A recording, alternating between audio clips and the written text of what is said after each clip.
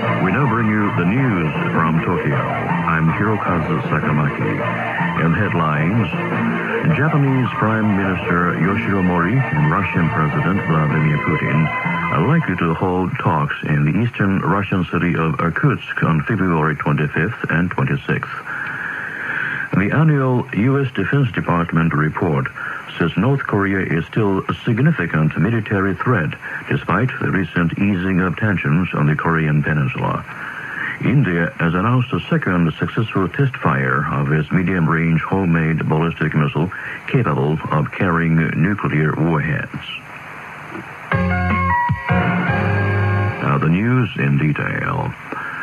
Japanese Prime Minister Yoshiro Mori and Russian President Vladimir Putin are likely to hold talks in the eastern Russian city of Irkutsk on February 25th and 26th. The talks are expected to center on the signing of a peace treaty between the two countries. This prospect emerged on Wednesday when the Russian Foreign Ministry proposed to the Japanese embassy in Moscow that both sides fix the timing of the summit with those 2 days in mind. In Moscow earlier on Tuesday, Japanese Foreign Minister Yohei Kono suggested to his Russian counterpart Igor Ivanov that the summit will be held on February 25th and 26th or March 2nd and 3rd. The Russian Deputy Prime Minister has indicated that promoting economic and cultural exchanges is more important than hurriedly solving territorial issues in order to conclude a peace treaty with Japan. Mr. Viktor Krishenko made the statement in a meeting with visiting Japanese Foreign Minister Kono on Wednesday. Mr. Kono asked for understanding and support from the Deputy Prime Minister for efforts by both countries to conclude a peace treaty. Mr. Krishenko said that the territorial issues are complicated and have a long history.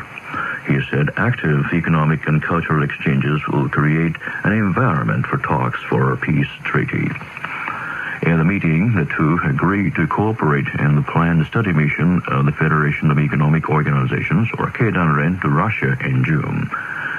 Mr. Kono also asked Russia to quickly provide information on the Russian space station Mir, which reportedly will pass over Japan when Russia brings it down into the Pacific in late February.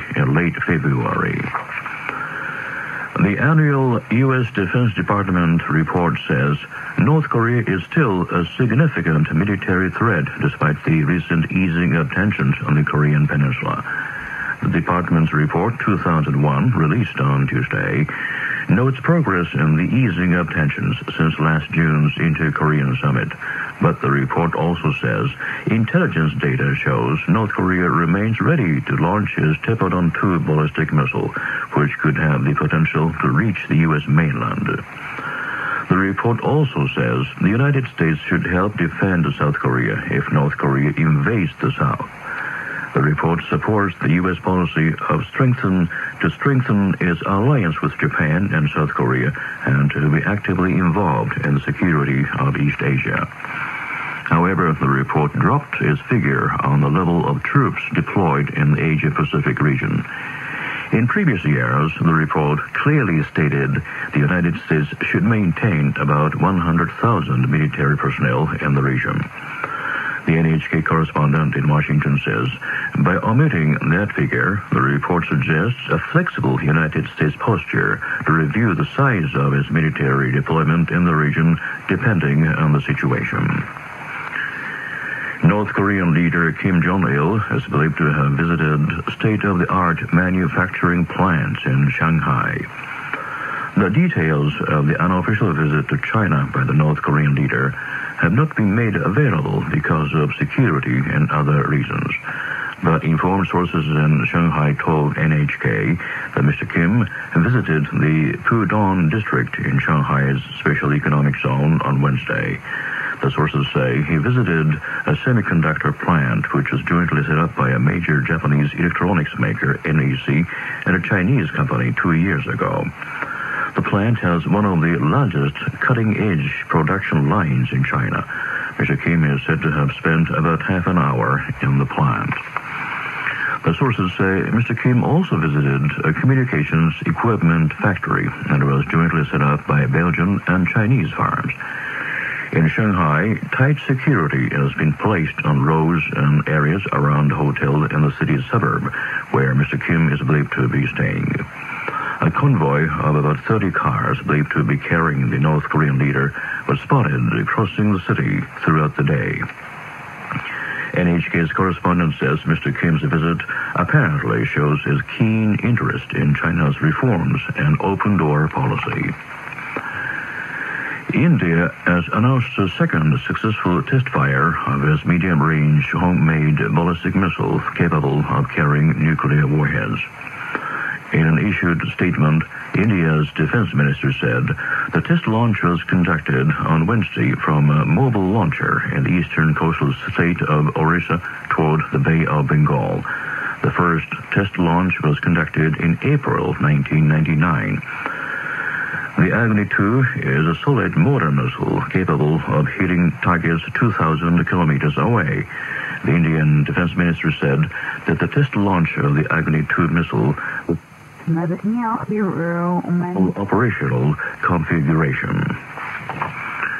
In El Salvador, nearly 700 people are confirmed dead so far, 4 days after Saturday's major earthquake. Rescue operations with foreign teams joining local efforts are continuing, with the number of people still being buried under earth and sand from landslides.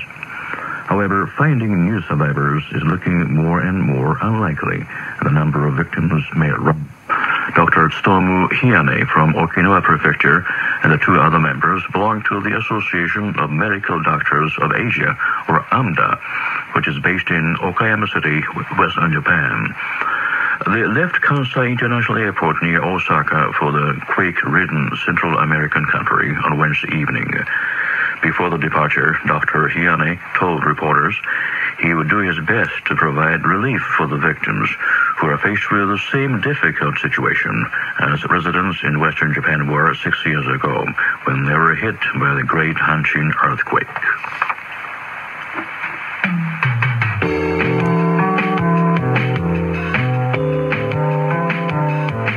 Here's a frequency notice. You are listening to Radio Japan, broadcasting on 7.200, 9.505, and 9.845 megahertz in the 41 and 31 meter bands. This transmission is being relayed to the Middle East and North Africa by Eka Sri Lanka on 11.880 megahertz in the 25 meter band. Now, other news. Japan's minister in charge of administrative reform, Ryutaro Hashimoto, will make a 6-day trip to Switzerland, Turkey, and France from next Monday. Mr. Hashimoto, a former prime minister, will deliver a speech at an international conference in Zurich, in which the Aging Society will be discussed by experts from Japan, the United States, and Europe. Mr. Hashimoto will give a lecture on how Japan is tackling social security and employment issues amid the rapidly aging population. The minister will also meet with Turkish Prime Minister Bülent Ecevit to discuss the Middle East peace process and hold talks with French President Jacques Chirac to strengthen bilateral ties. Japan's 4 main opposition parties have called for an emergency meeting of the lower house budget committee to investigate the bribery scandal centered on a lawmaker. The Democratic, Liberal, Communist, and Social Democratic parties made the demand on Wednesday, 1 day after the arrest of upper house lawmaker Takao Koyama. After his arrest, Mr. Koyama quit the ruling Liberal Democratic Party. He is suspected of taking a 20 million yen bribe, about $170,000 in 1996 from Mr. Tadao Koseki, the former head of the KSD Foundation for Promoting Welfare and Independent Entrepreneurs. The opposition parties demanded that Mr. Koyama testify before the committee. The opposition parties also demanded that Mr. Masakuni Murakami, former chairman of the LDP Upper House Group, and Mr. Fukushiro Nukaga, the minister in charge of economic and fiscal policy, be summoned as well. two allegedly have close ties with the KSD Foundation. Separately, on Wednesday, the opposition parties in the upper house also called for an emergency meeting of the Labor and Social Policy Committee to probe the bribery scandal. A gathering was held in Kobe, Western Japan on Wednesday to mark the 6th anniversary of the Hanshin earthquake. 3,800 people, including Princess Nori and representatives of the families of the quake victims, attended the event, which was sponsored by Hyogo Prefecture.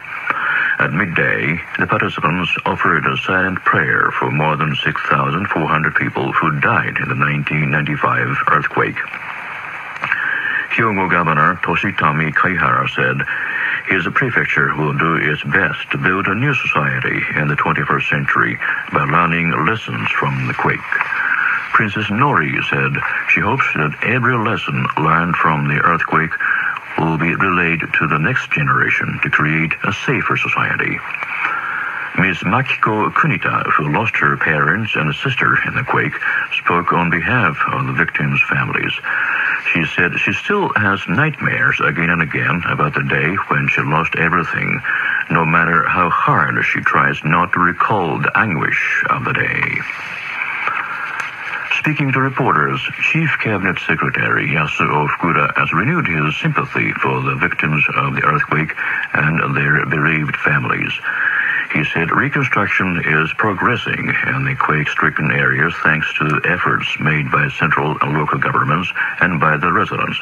But he said many tasks still remain, such as securing employment and creating more disaster-resistant cities and towns. He said the government will continue to cooperate with local governments and do its utmost to bring about full reconstruction, full restoration to the Hanshin-Awaji region. In Baghdad, Iraqis held a mass rally on Wednesday calling for United Nations economic sanctions to be lifted. 10 years ago to the day, the U.S. and other multinational forces launched their airstrikes against the country, which had invaded neighboring Kuwait. 2,000 people gathered in front of the UN building before dawn to mark the exact time of the multinational attack. The demonstrators criticized the air raids as excessive and called for an end to UN sanctions. Now, back to the main points once again. Japanese Prime Minister Yoshiro Mori and Russian President Vladimir Putin are likely to hold talks in the eastern Russian city of Irkutsk on February 25th and 26th. The annual U.S. Defense Department report says North Korea is still a significant military threat despite the recent easing of tensions on the Korean Peninsula. India has announced a second successful test fire of its medium-range homemade ballistic missile capable of carrying nuclear warheads. That's the news from Radio Japan. I'm Hirokazu Sakamaki. Next follows our weekday magazine program, Japan and the World, 44 minutes. So please